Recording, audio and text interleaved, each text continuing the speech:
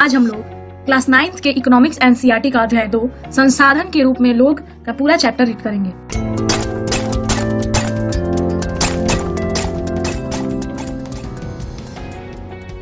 संसाधन को इंग्लिश में कहते हैं रिसोर्स, यानी कोई भी चीज जो हमारे लिए उपयोगी है वो हमारे लिए संसाधन होती है। और संसाधन के रूप में लोग, यानी कि लोग भी, कुछ लोग भी हमारे लिए बहुत जरूरी होते हैं, उनको हम लोग मानव संसाधन यानी संसाधन के रूप में लोग कह सकते हैं, जैसे कि डॉक्टर, इंजीनियर आदि। अवलोकन: संसाधन के रूप में लोग अध्याय जनसंख्या की अर्थव्यवस्था पर दायित्व से अधिक परिसंपत्ति के रूप में व्याख्या करने का प्रयास है।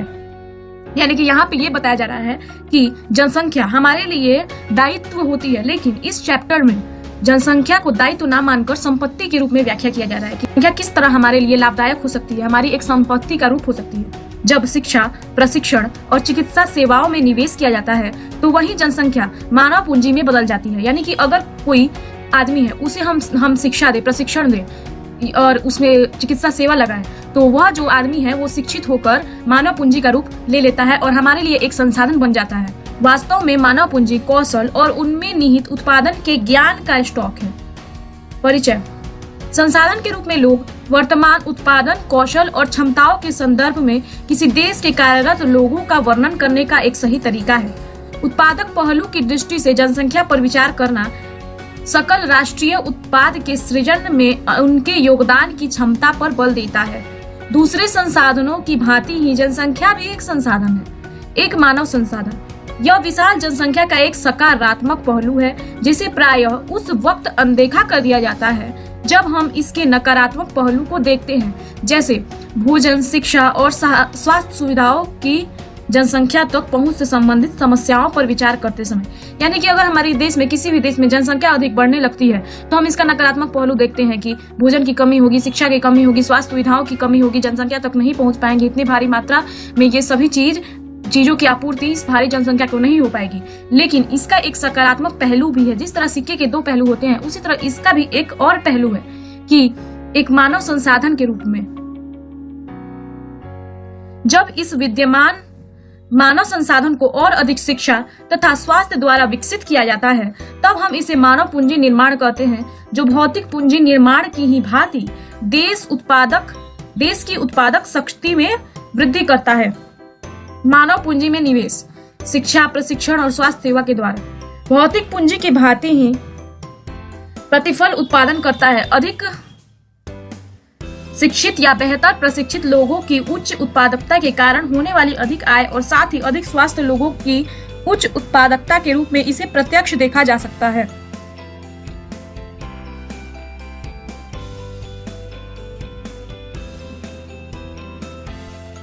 उच्च आय से केवल अधिक शिक्षित और अधिक स्वस्थ लोगों को लाभ होता है, बल्कि समाज को भी अप्रत्यक्ष तरीकों से लाभ होता है, क्योंकि अधिक शिक्षित या अधिक स्वस्थ जनसंख्या का लाभ उन लोगों तक ही पहुंचता है जो स्वयं प्रत्यक्ष रूप से उतने शिक्षित नहीं हैं या उतनी स्वस्थ सेवाएं उन्हें प्रदान नहीं की गई है।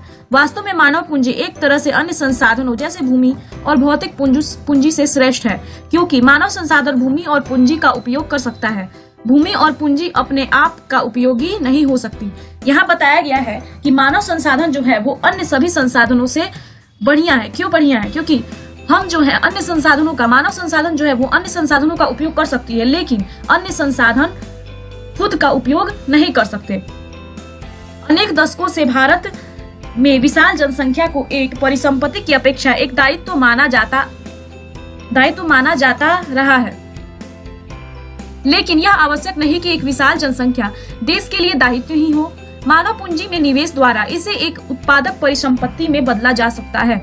उदाहरण के लिए सबके लिए शिक्षा और स्वास्थ्य, आधुनिक प्रौद्योगिकी के उपयोग में औद्योगिक और कृषि श्रमिकों के प्रशिक्षण, उपयोगी वैज्ञानिक अनुसंधान आदि पर संसाधनों के व्यय द्वारा।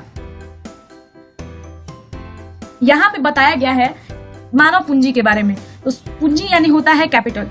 यहाँ पे दो प्रकार की पूंजी की चर्चा की गई है, एक मानव पूंजी और दूसरी भौतिक पूंजी। तो मानव पूंजी जनसंख्या में शिक्षा, प्रशिक्षण, चिकित्सा सेवाओं के इन्वेस्टमेंट का परिणाम होता है। यानी कि अगर किसी मानव में हम उसकी शिक्षा दें, प्रशिक्षण दें और चिकित्सा सेवाएं दें उसके बीमार पड़ने पर, यानी इन सभी का इन्वेस्ट हो रहा है, एक तरह से इन सभी का उस आदमी में इन्वेस्ट हो रहा है, तो वह जो मानव है वो मानव पूंजी यानी कि मानव संसाधन का रूप ले लेता है। वास्तव में मानव पूंजी कौशल और उसमें निहित उत्पादन के ज्ञान का स्टॉक है और यह सजीव और सक्रिय भी होती है। जब मानव संसाधन को अधिक शिक्षा और स्वास्थ्य द्वारा बड़ा किया जाता है, विकसित किया जाता है, तब इसे मानव पूंजी निर्माण हम कह सकते हैं। मानव संसाधन क्या है? तो देश की जनसंख्या का कौशल और योग्यता को हम लोग मानव संसाधन मानते हैं। यह सभी संसाधनों में सबसे बढ़िया संसाधन है, क्योंकि मनुष्य एक सामाजिक प्राणी है। इसका न्यूनतम आवश्यकता रोटी, कपड़ा, मकान, स्वास्थ्य और शिक्षा है। तो हम अगर मनुष्य को इन सभी संसाधनों से विकसित करें तो वह मानव संसाधन का रूप ले लेता है। अब ये भौतिक पूंजी क्या है? तो भौतिक पूंजी को हम लोग फिजिकल कैपिटल कह सकते हैं। यह एक निष्क्रिय साधन है, इसे हम लोग बाजार में बेच सकते हैं। इसको इसके स्वामी से अलग भी किया जा सकता है और देश के अंदर पूरा गतिशील होता है। यानी इसके रूप में हम लोग रुपया, पैसा, मकान आदि को हम लोग देख सकते हैं और इसमें ह्रास यानी डिप्रिसिएशन भी होता है और स्वामी को ही इससे निजी लाभ होता है। लेकिन मानव पूंजी में क्या होता है? मानव पूंजी को खरीदा या बेचा नहीं जा सकता, केवल इसकी सेवाओं को हम लोग खरीद या बेच सकते हैं और ये गतिशील नहीं होता है और उम्र बढ़ने के साथ साथ ही ह्रास होता है। यानी इसमें प्रत्यक्ष रूप से ह्रास नहीं होता। अगर मानव की उम्र बढ़ती जाती है तो आदमी भूलता है, तो भूलने के कारण इसमें ह्रास देखा जा सकता है और यह इससे निजी लाभ भी होता है और पूरे समाज को भी लाभ होता है। जहां भौतिक पूंजी से सिर्फ निजी लाभ होता है, लेकिन मानव पूंजी से पूरे समाज को लाभ होता है।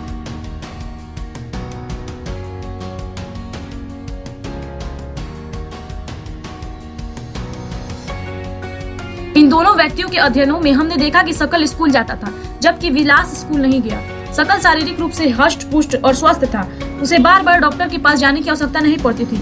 विलास गठिया का रोगी था, उसके यहाँ डॉक्टर के पास जाने का साधन नहीं था। सकल ने कंप्यूटर की डिग्री प्राप्त की थी। सकल को एक प्राइवेट फर्म में नौकरी मिल गई। विलास वही काम करता रहा जो उसकी माँ काम करती है और अपनी माँ की तरह परिवार को पालने पोसने के लिए उसकी आयु बहुत कम थी। सकल के मामले में कई वर्षों की शिक्षा ने उसके श्रम की गुणवत्ता बढ़ाई।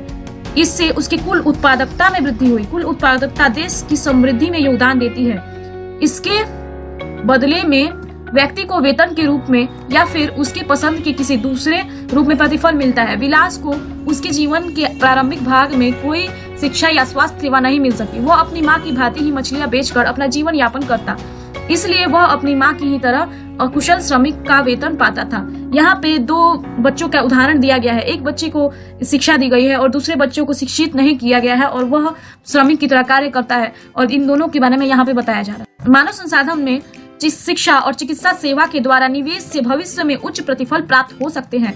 लोगों को यह निवेश भूमि और पूंजी के में निवेश की ही तरह है। व्यक्ति शेयरों और बॉन्डों में भविष्य के उच्च प्रतिफल की आशा से निवेश करता है। एक बच्चा भी जिसकी शिक्षा और स्वास्थ्य पर निवेश किया गया है, भविष्य में उच्च आय और समाज को बृहद योगदान के रूप में अधिक प्रतिफल दे सकता है।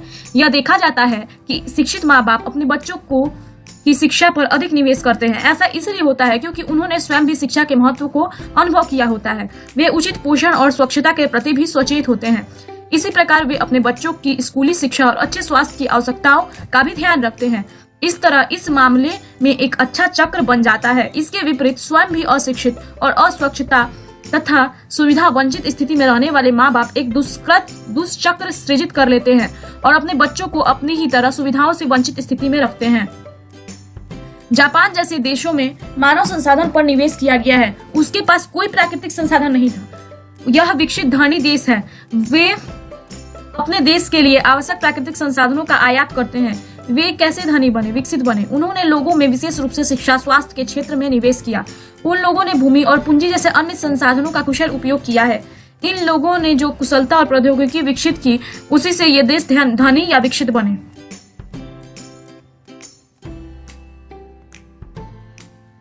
पुरुषों और महिलाओं के आर्थिक क्रियाकलाप। विलास और सकल की तरह लोग विभिन्न क्रियाकलापों में संलग्न हैं। हमने देखा कि विलास मछलियां बेचता था और सकल को एक फर्म में नौकरी मिल गई थी। विभिन्न क्रियाकलापों को तीन प्रमुख क्षेत्र को प्राथमिक, द्वितीयक और तृतीय में वर्गीकृत किया गया है। प्राथमिक क्षेत्र के अंतर्गत कृषि, वानिकी, पशुपालन, मत्स्य पालन, मुर्गी पालन और खनन एवं उत्खनन शामिल है। द्वितीयक क्षेत्र में विनिर्माण शामिल है। तृतीयक क्षेत्र में व्यापार, परिवहन, संचार, बैंकिंग, बीमा, शिक्षा, स्वास्थ्य, पर्यटन सेवाएं इत्यादि शामिल किए जाते हैं। इस क्षेत्र में क्रियाकलाप के फलस्वरूप वस्तुओं और सेवाओं का उत्पादन होता है। ये क्रियाकलाप राष्ट्रीय आय में मूल्यवर्धक करते हैं। ये क्रियाएं आर्थिक क्रियाएं कहलाते हैं। आर्थिक क्रियाओं को दो भाग होते हैं, बाजार क्रियाएं और गैर बाजार क्रियाएं। बाजार क्रियाओं में वेतन या लाभ के उद्देश्य से कई की गई क्रियाओं के लिए पारिश्रमिक का भुगतान किया जाता है। इसमें सरकारी सेवा सहित वस्तु या सेवाओं का उत्पादन शामिल है। गैर बाजार क्रियाओं से अभिप्राय स्व उपभोग के लिए उत्पादन है। इनमें प्राथमिक उत्पादों का उपभोग और प्रसंस्करण तथा अचल संपत्तियों का स्वलेखा उत्पादन आता है। यहाँ पे आर्थिक क्रियाकलाप के क्षेत्र तथा इसके प्रकार बताए गए हैं। तो आर्थिक क्रियाकलाप पहले क्या होता है ये समझते हैं। तो वे सभी क्रियाएं जिससे वस्तुओं और सेवाओं का उत्पादन होता है तथा राष्ट्रीय आय में मूल्य वर्धक होते हैं। यानी कि आर्थिक मतलब होता है, आर्थिक जो शब्द है वो अर्थ से बना है, अर्थ यानी कि पैसा। तो वे सभी कार्य जिससे हमें धन की प्राप्ति होती है उसे हम लोग आर्थिक क्रिया कह सकते हैं। जैसे कि शिक्षक द्वारा बच्चों को पढ़ाना, लेकिन अगर शिक्षक अपने ही बच्चे को पढ़ाए तो उससे उसे धन की प्राप्ति नहीं होती है, तो यह आर्थिक क्रिया नहीं कहा जाएगा। लेकिन शिक्षक द्वारा अन्य बच्चों को पढ़ाना आर्थिक क्रिया का एक उदाहरण है। तो आर्थिक क्रियाकलाप को 3 क्षेत्रों में बांटा गया है।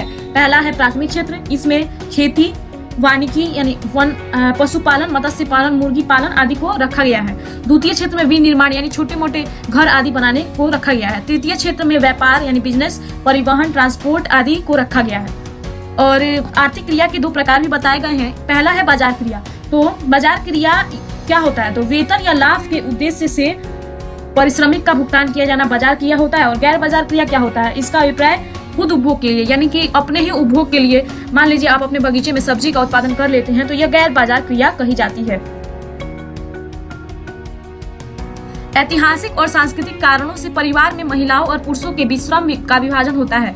आमतौर पर महिलाएं घर के कामकाज देखती है और पुरुष खेतों में काम करते हैं। सकल की माँ शीला खाना पकाती है, बर्तन साफ करती है, कपड़े धोती है, घर की सफाई करती है और अपने बच्चों की देखभाल करती है।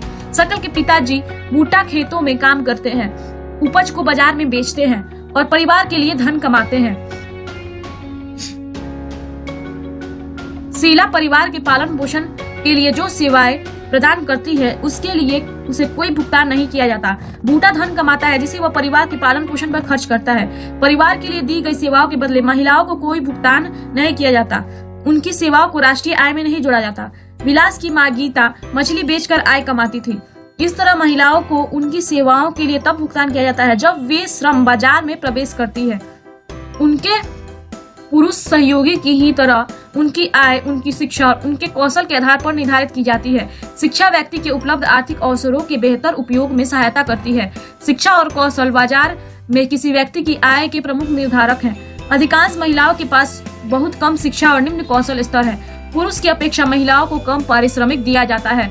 अधिकतर महिलाएं वहां काम करती हैं जहां नौकरी की सुरक्षा नहीं होती तथा कानूनी सुरक्षा का अभाव है। अनियमित रोजगार और निम्न आय इस क्षेत्र की विशेषताएं हैं। इस क्षेत्र में प्रसूति अवकाश, शिशु देखभाल और अन्य सामाजिक सुरक्षा तंत्र जैसी सुविधाएं उपलब्ध नहीं होती। तथापि उच्च शिक्षा और उच्च कौशल वाली महिलाओं को पुरुषों के बराबर वेतन मिलता है। संगठित क्षेत्र में शिक्षण और चिकित्सा उन्हें सबसे अधिक आकर्षित करते हैं। कुछ महिलाओं ने सामान्य नौकरी के अलावा प्रशासनिक और अन्य सेवाओं में प्रवेश किया है जिनमें वैज्ञानिक और प्रौद्योगिकी सेवा के उच्च स्तर की आवश्यकता पड़ती है। अपनी बहन या साथ में पढ़ रही सहपाठी से पूछे कि वह क्या बनना चाहती है। यहाँ पे बताया जा रहा है कि पुरुषों की अपेक्षा महिलाओं का वेतन कम होता है। जनसंख्या की गुणवत्ता साक्षरता दर, जीवन प्रत्याशा से निरूपित व्यक्तियों के स्वास्थ्य और देश के लोगों द्वारा प्राप्त कौशल निर्माण पर निर्भर करती है। जनसंख्या की गुणवत्ता अंततः देश की समृद्धि दर निर्धारित करती है। निरक्षर और अस्वस्थ जनसंख्या अर्थव्यवस्था पर बोझ होती है।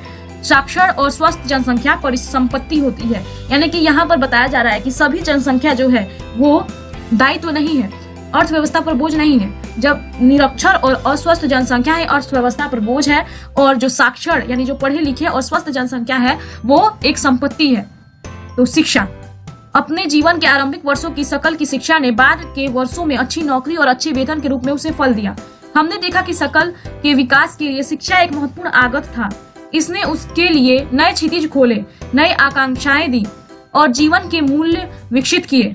न केवल सकल के लिए बल्कि समाज के विकास में भी शिक्षा का योगदान है। यह राष्ट्रीय आय और सांस्कृतिक समृद्धि में वृद्धि करती है और प्रशासन की कार्य क्षमता बढ़ाती है। प्राथमिक शिक्षा में सार्वजनिक पहुंच, धारण और गुणवत्ता प्रदान करने का प्रावधान किया गया है। और इस मामले में लड़कियों पर विशेष जोर दिया गया है। प्रत्येक जिले में नवोदय विद्यालय जैसे प्रगति निर्धारक विद्यालय की स्थापना की गई है।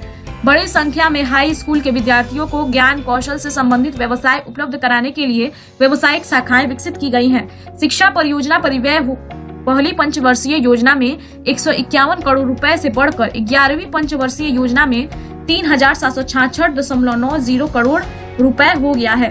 सकल घरेलू उत्पाद के प्रतिशत के रूप में शिक्षा पर व्यय 1951 से 52 के 0.64% से बढ़कर 2013 से 14 में 3.3% बजटीय अनुमान हो गया है। इससे साक्षरता दर 1951 में के 18% से बढ़कर 2012 में 74% हो गई है।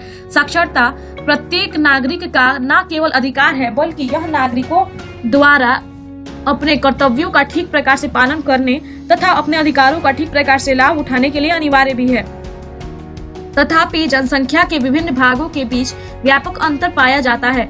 महिलाओं की अपेक्षा पुरुषों में साक्षरता दर करीब 16.6% अधिक है और ग्रामीण क्षेत्रों की अपेक्षा नगरीय क्षेत्रों में साक्षरता दर करीब 16% अधिक है। वर्ष 2011 केरल के कुछ जिलों में साक्षरता दर 94% है, जबकि बिहार में 62% ही है।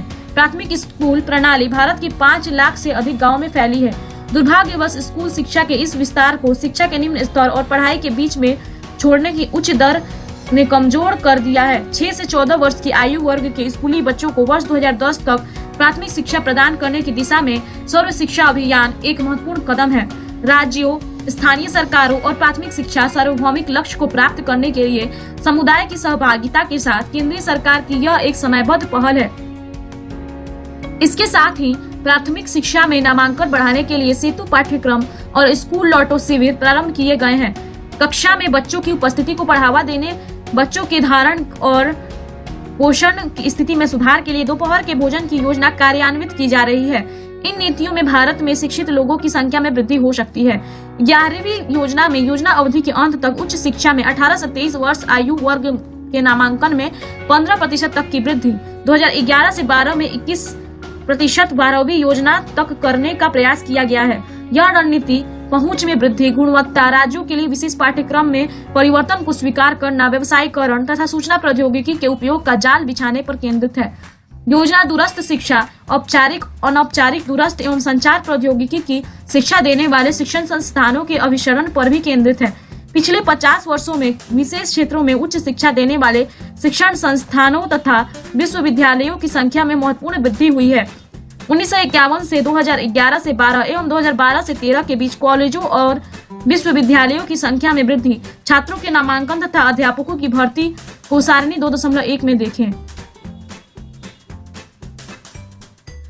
यहाँ पे शिक्षा के बारे में बताया गया है कि शिक्षा वह माध्यम है जिससे व्यक्ति मानव पूंजी बन पाता है और प्राथमिक शिक्षा को नागरिक मूल अधिकार माना गया है। शिक्षा पर व्यय पहली पंचवर्षीय योजना में 151 करोड़ तथा 11वीं पंचवर्षीय योजना में 3766 करोड़ रुपया किया गया है और महिलाओं की अपेक्षा पुरुषों में साक्षरता 16.6% अधिक है। ग्रामीण क्षेत्रों की अपेक्षा शहरी क्षेत्रों में साक्षरता 16% अधिक है।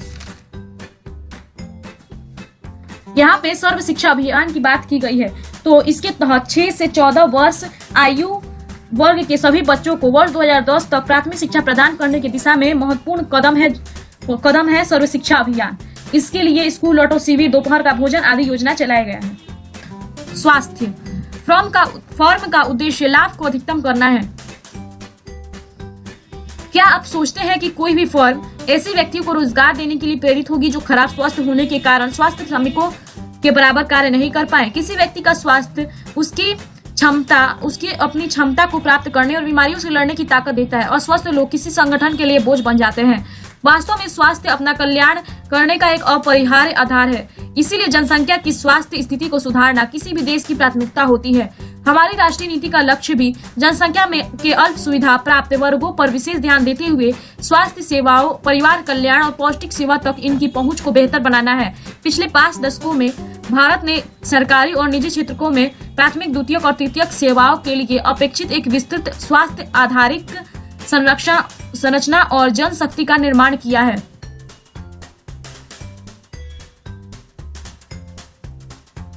भारत में ऐसे अनेक स्थान हैं जिसमें ये मौलिक सुविधाएं भी नहीं है। भारत में कुल 381 मेडिकल कॉलेज और 301 डेंटल कॉलेज है। केवल 4 राज्यों जैसे आंध्र प्रदेश, कर्नाटक, महाराष्ट्र एवं तमिलनाडु के कुल राज्यों से अधिक मेडिकल हैं। कहा जाता है ना कि स्वस्थ शरीर में ही स्वस्थ मस्तिष्क का विकास होता है, इसीलिए मानव पूंजी के लिए स्वास्थ्य एक बहुत ही महत्वपूर्ण स्रोत है। बेरोजगारी। शकल की मां शीला अपने घरेलू कामकाज और बच्चों की देखभाल तथा खेती के काम में अपने पति बूटा की मदद करती थी। शकल का भाई जीतू और बहन सीतू अपना समय खेलने और घूमने फिरने में गुजारते थे। क्या आप शीला या जीतू या सीतू को बेरोजगार कह सकते हैं? यदि नहीं तो क्यों? बेरोजगारी उस समय विद्यमान कही जाती है जब प्रचलित मजदूरी की दर पर काम करने के लिए इच्छुक लोग रोजगार नहीं पा सके। शीला की रुचि अपने घर के बाहर काम करने में नहीं है। जीतू और सीतू बहुत छोटे हैं और उनकी गिनती श्रम शक्ति की जनसंख्या में नहीं हो सकती और ना ही जीतू और सीतू और शीला को बेरोजगार कहा जा सकता है। श्रम बल जनसंख्या में वे लोग शामिल किए जाते हैं जिनकी उम्र 15 वर्ष से 59 वर्ष के बीच है। शकल के भाई और बहन इस आयु वर्ग में नहीं आते, इसलिए उन्हें बेरोजगार नहीं कहा जा सकता। शकल की मां शीला परिवार के लिए काम करती है। वह अपने घर से बाहर जाकर परिश्रमिक के लिए काम करने की इच्छुक नहीं है, उसे भी बेरोजगार नहीं कहा जा सकता। शकल के दादा दादी और नाना नानी, जिनका यद्यपि इस कहानी में वर्णन नहीं है, उन्हें भी बेरोजगार नहीं कहा जा सकता। भारत के संदर्भ में ग्रामीण और नगरीय क्षेत्रों में बेरोजगारी है, तथापि ग्रामीण और नगरीय क्षेत्रों में बेरोजगारी की प्रकृति में अंतर है। यहाँ पे बताया गया है कि बेरोजगारी क्या होती है। तो जब प्रचलित मजदूरी की दर पर काम करने के लिए इच्छुक लोग रोजगार नहीं पा सकते हैं तो इसे हम लोग बेरोजगारी कहते हैं और इस जनसंख्या में 15 से 59 वर्ष के लोग ही आते हैं। रोजगार क्या होता है? तो रोजगार एक ऐसा कार्य जिससे कोई व्यक्ति जीवन यापन करने के लिए साधन अर्जित करता है, रोजगार कहलाता है। और जब किसी व्यक्ति को रोजगार नहीं हो तो उसे हम लोग बेरोजगार कहते हैं। जो व्यक्ति ऐसा कार्य करने में असफल होता है उसे हम लोग बेरोजगार या बेकार कहते हैं। यानी कि हम ये भी कह सकते हैं कि अगर काम चाहने वाले व्यक्तियों को इच्छा व योग्यता होने पर भी काम ना मिले तो हम लोग उसे बेरोजगार कहते हैं। बेरोजगारी में 2 मुख्य बातें आती हैं। सबसे पहला तो काम खोजना और दूसरा काम के लिए उपलब्ध रहना। मौसमी और प्रच्छन्न बेरोजगारी है। नगरीय क्षेत्र में अधिकांशतः शिक्षित बेरोजगारी है। यहाँ पे बताया गया कि ग्रामीण क्षेत्रों में मौसमी बेरोजगारी या छिपी हुई बेरोजगारी यानी प्रच्छन्न बेरोजगारी है और शहरी क्षेत्रों में शिक्षित बेरोजगारी है। मौसमी बेरोजगारी तब होती है जब लोग वर्ष के कुछ महीनों में रोजगार प्राप्त नहीं कर पाते हैं। कृषि पर आश्रित लोग आमतौर पर इस समस्या से जूझते हैं। वर्ष में कुछ व्यस्त मौसम होते हैं जब बुआई, कटाई, निराई और गहाई होती है। कुछ विशेष महीनों में कृषि पर आश्रित लोगों को अधिक काम नहीं मिल पाता। यानी मौसमी बेरोजगारी क्या होती है? तो मौसम में परिवर्तन द्वारा उत्पन्न बेरोजगारी को हम लोग मौसमी बेरोजगारी कहते हैं। यह तब होती है जब लोग वर्ष के कुछ महीनों में रोजगार प्राप्त नहीं कर पाते। उदाहरण के लिए कृषि, कुछ महीनों में कृषि पर आश्रित लोग को अधिक काम नहीं मिल पाता क्योंकि कृषि का कार्य कुछ महीनों में होता है, इसीलिए। प्रच्छन्न बेरोजगारी के अंतर्गत लोग नियोजित प्रतीत होते हैं। उनके पास भूखंड होता है जहां उन्हें काम मिलता है। ऐसा प्रायः कृषिगत काम में देखने लगे परिजनों में होता है। किसी काम में 5 लोगों की आवश्यकता है लेकिन उनमें 8 लोग लगे होते हैं। इसमें 3 लोग अतिरिक्त हैं। ये तीनों इसी खेत में काम करते हैं जिस पर 5 लोग काम करते हैं। इन तीनों द्वारा किया गया अंशदान 5 लोगों द्वारा किए गए योगदान में कोई बढ़ोतरी नहीं करता। अगर 3 लोगों को हटा दिया जाए तो खेत की उत्पादकता में कोई कमी नहीं आएगी। खेत में 5 लोगों के काम की आवश्यकता है और 3 अतिरिक्त लोग प्रचंड रूप से बेरोजगार होते हैं। प्रचंड बेरोजगारी यानी छिपी हुई बेरोजगारी क्या होती है? तो आवश्यक लोगों से अधिक द्वारा एक ही कार्य को करना छिपी हुई या प्रचंड बेरोजगारी होती है। इसके अंतर्गत लोग नियोजित प्रतीत होते हैं लेकिन वे वास्तव में होते नहीं हैं। जैसे कि कोई भी खेती के काम में अगर 5 लोगों की आवश्यकता है लेकिन वहाँ पे 8 लोग लगे हुए हैं तो इस अवस्था में 3 जो अतिरिक्त लोग लगे होते हैं वे प्रचंड रूप से बेरोजगार होते हैं, यानी इनकी बेरोजगारी छिपी हुई होती है। शहरी क्षेत्रों के मामले में शिक्षित बेरोजगारी एक सामान्य परिघटना बन गई है। मैट्रिक, स्नातक, स्नातकोत्तर डिग्रीधारी अनेक युवक रोजगार पाने में असमर्थ हैं। एक अध्ययन में यह बात सामने आई है कि मैट्रिक की तुलना में स्नातक और स्नातकोत्तर युवकों में बेरोजगारी अधिक तेजी से बढ़ी है। एक विरोधाभासी जनशक्ति स्थिति सामने आई है। कुछ विशेष श्रेणियों में जनशक्ति के आधिक्य के साथ ही कुछ अन्य श्रेणियों में जनशक्ति की कमी विद्यमान है। एक और तकनीकी अर्हता प्राप्त लोगों के बीच बेरोजगारी है तो दूसरी ओर आर्थिक समृद्धि के लिए आवश्यक तकनीक कौशल की कमी है। यहाँ शिक्षित बेरोजगारी के बारे में बताया गया, यानी अगर कोई व्यक्ति बहुत ही पढ़ा लिखा है फिर भी उसे रोजगार नहीं मिलता, तो यह एक शिक्षित बेरोजगारी का उदाहरण है। ये अक्सर शहरों में देखी जाती है। और यह क्यों होता है? तो यह शिक्षा सुविधाओं के प्रसार तथा दोषपूर्ण शिक्षा के कारण होता है। बेरोजगारी से जनशक्ति संसाधन की बर्बादी होती है। जो लोग अर्थव्यवस्था के लिए परिसंपत्ति होते हैं, बेरोजगारी के कारण दायित्व में बदल जाते हैं। युवकों में निराशा और हताशा की भावना होती है। लोगों के पास अपने परिवार का भरण पोषण करने के लिए पर्याप्त मुद्रा नहीं होती। शिक्षित लोगों के साथ जो कार्य करने के इच्छुक है और सार्थक रोजगार प्राप्त करने में समर्थ नहीं है, यह एक बड़ा सामाजिक अपव्यय है। बेरोजगारी से आर्थिक बोझ में वृद्धि होती है। कार्यरत जनसंख्या पर बेरोजगारी की निर्भरता बढ़ती है। किसी भी व्यक्ति और साथ ही साथ समाज के जीवन की गुणवत्ता पर बुरा प्रभाव पड़ता है। जब किसी परिवार को मात्र जीवन निर्वाह स्तर पर रहना पड़ता है तो इसके स्वास्थ्य स्तर में एक आम गिरावट आती है और स्कूल प्रणाली में अलगाव में वृद्धि होती है। इसीलिए किसी अर्थव्यवस्था के समग्र विकास पर बेरोजगारी का अहितकर प्रभाव पड़ता है। बेरोजगारी में वृद्धि मंदीग्रस्त अर्थव्यवस्था का सूचक है। यह संसाधनों की बर्बादी भी करता है जिन्हें उपयोगी ढंग से नियोजित किया जा सकता था। अगर लोगों को संसाधन के रूप में प्रयोग नहीं किया जा सका तो वे स्वाभाविक रूप से अर्थव्यवस्था के लिए दायित्व बन जाएंगे। सांख्यिकीय रूप में भारत में बेरोजगारी की दर निम्न है। बड़ी संख्या में निम्न आय और निम्न उत्पादकता वाले लोगों की गिनती नियोजित लोगों में की जाती है। वे पूरे वर्ष काम करते प्रतीत होते हैं, लेकिन उनकी क्षमता और आय के हिसाब से यह उनके लिए पर्याप्त नहीं है। वे काम तो कर रहे हैं पर ऐसा प्रतीत होता है कि ये काम उन पर थोपे हुए हैं, इसलिए शायद वे अपनी पसंद का कोई अन्य काम करना पसंद करते हैं। गरीब लोग बेकार नहीं बैठ सकते। वे किसी भी काम से जुड़ जाना चाहते हैं, चाहे उससे कितनी भी कमाई हो। अपनी इस कमाई से वे किसी तरह जीवन निर्वाह कर पाते हैं। इसके अतिरिक्त प्राथमिक क्षेत्र में स्वरोजगार एक विशेषता है। यद्यपि सभी लोगों की आवश्यकता नहीं है, फिर भी पूरा परिवार खेतों में काम करता है। या इस तरह कृषि क्षेत्र में प्रचंड बेरोजगारी होती है, लेकिन जो भी उत्पादन होता है उसमें पूरे परिवार की हिस्सेदारी होती है। खेत के काम में साझेदारी और उत्पादित फसलों में हिस्सेदारी की धारणा ग्रामीण क्षेत्रों में बेरोजगारी की कठिनाइयों में कमी लाती है, लेकिन इससे परिवार की गरीबी की कम नहीं होती और प्रत्येक परिवार के अधिशेष श्रमिक रोजगार की तलाश में गांव से शहरों की ओर प्रवास करते हैं। आइए उपरोक्त तीनों क्षेत्रों में रोजगार की परिदृश्य की चर्चा करें। कृषि का सबसे अधिक अवशोषण करने वाला अर्थव्यवस्था का क्षेत्र कृषि है। पिछले वर्षों में पूर्व चर्चित प्रचंड बेरोजगारी के कारण कृषि पर जनसंख्या की निर्भरता में कुछ कमी आई है। कृषि अधिशेष श्रम का कुछ भाग द्वितीय तथा तृतीय क्षेत्रों में चला गया है। द्वितीय क्षेत्रों में छोटे पैमाने पर होने वाले विनिर्माण में श्रम का शोषण है। तृतीय क्षेत्र में जैव प्रौद्योगिकी, सूचना प्रौद्योगिकी आदि सरीखी विभिन्न नई सेवाएं सामने आ रही। यहाँ पे बताया गया है कि बेकारी का जन्म कैसे होता है। तो बेकारी का जन्म यानी बेरोजगारी का जन्म होता है अत्यधिक जनसंख्या से, अशिक्षा से, कृषि के पिछड़ापन से, कृषि पर जनसंख्या के अत्यधिक बोझ पड़ने से, औद्योगिकरण के अभाव से, पूंजी के अभाव से, प्रशिक्षित श्रम शक्ति के अभाव से। बहुत प्रभाव भी पड़ता है। सामाजिक कुरीतियां बढ़ती हैं, जनशक्ति संसाधन की बर्बादी होती है, हीन भावना का जन्म होता है और लोग पलायन करने लगते हैं। प्रति व्यक्ति आय की कमी हो जाती है, निम्न जीवन स्तर होता है, आर्थिक मंदी का खतरा होता है, कर्ज बोझ में बढ़ोतरी होती है, संसाधन का उचित उपयोग नहीं होता है। जल्दी से सब्सक्राइब करो और बेल आइकन पे क्लिक करो। Thanks for watching.